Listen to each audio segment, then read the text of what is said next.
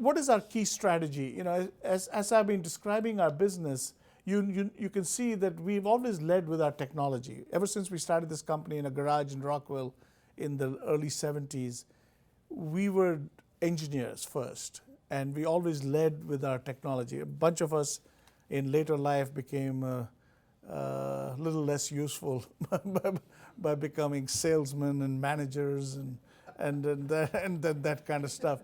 But at our heart, we're still engineers. Arunas is a PhD from UCLA, and he sells a lot now. Doesn't design anything. But so we lead with our technology, and we always have. And the reason we win with the customer is generally because of our technology, because we offer the most innovative, the most creative, the best solution for their problem. And for a long time, that's all we did. But about 10, 12 years ago, we decided that hardware was becoming a commodity. And it was, as you know, the cost of a PC keeps dropping. The cost of a handheld terminal keeps dropping. And it's a tough business to just sell hardware and continue to grow a business, because every year on December 31, you have to start all over again. There's no backlog. The restructuring, the recurring revenues are zero. So you got to start going.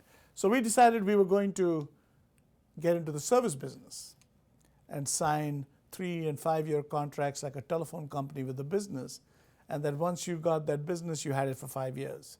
You didn't have to go re-earn that business every year, et cetera. And it gave you better margins, not a commodity, and allowed us to create a mix of businesses where we maintained our leadership in the service business because of our technology and manufacturing.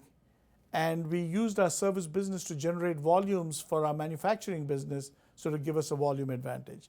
So now when we compete in the technology manufacturing business against other manufacturers, we have a competitive advantage because we're also our own customer.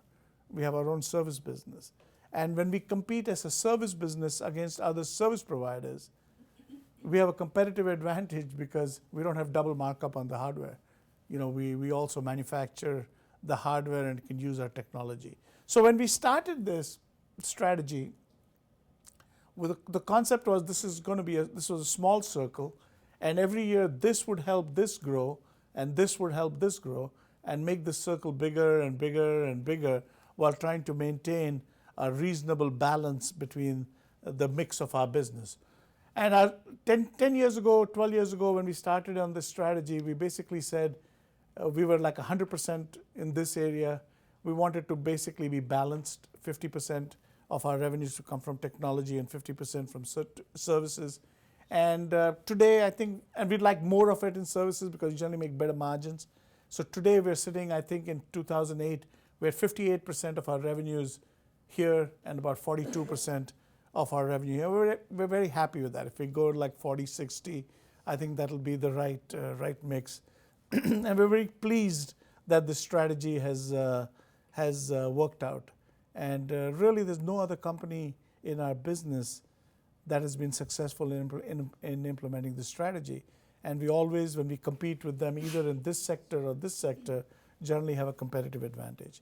And that has allowed us to have a greater than 50% market share in our business since the business started. We've always had at least 50% market share. So if you look at our resources, we have these network hubs. As I mentioned, we have Germantown, Las Vegas. I'm sorry, I did forget, we have a small hub in Detroit, Michigan, which we had started for that great industry, the auto industry. Unfortunately, it doesn't have much business these days, so it may not be around forever. But these are our international hubs. We have technology development centers here in Maryland and San Diego.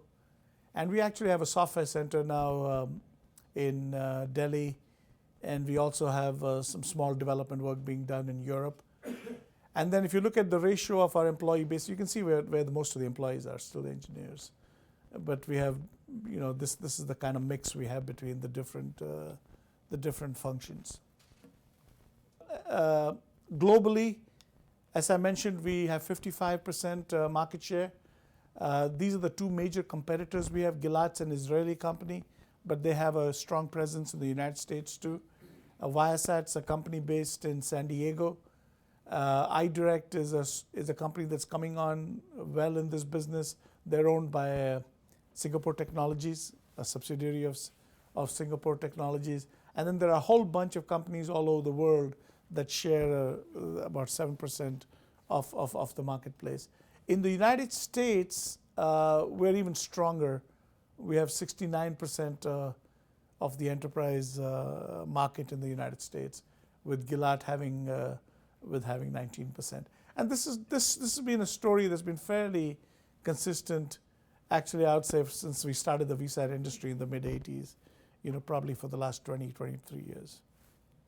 And the trick and the challenge, of course, is to keep it going that way. That's always, you have to work very hard and work smart to be able to do that. So internationally, as I mentioned earlier, we've shipped almost 2 million terminals to over 100 countries. And in this slide, you can see the light green are the areas where we serve with our own service companies. And the dark green are areas where we serve with our third-party service providers. And you can see in North America, we have about 1.2 million terminals, South America about 100,000, Europe about 80,000, India 51,000, Asia Pacific about 72,000. And the opportunities that we see in the countries like Brazil, India, Africa, Russia, China are huge. And over the next 10 years, I would expect that these markets are going to represent major opportunities for growth for us. There's no reason, if you just look at China and India alone and Brazil, the number of people that are there, and as their economies grow and the affordability of and the need for these kind of services grows, these markets offer us great opportunities. And we are focused. That's why we started our service companies in Brazil and India. China still doesn't allow you to own service companies in China, but with the WTO rules that they've signed, they've promised to change those laws. So one of these, they're not moving very fast on that, but hopefully in a year or 2 or 3, they'll honor that commitment, and we would be very interested in getting into China. Right now, we sell equipment into China, but we don't sell services in China.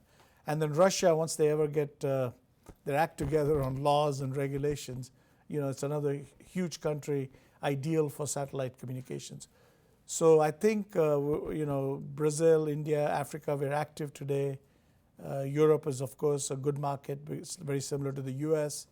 And Russia and China are the two major opportunities that we are eagerly awaiting the right set of rules and laws and regulations for us to move into those countries.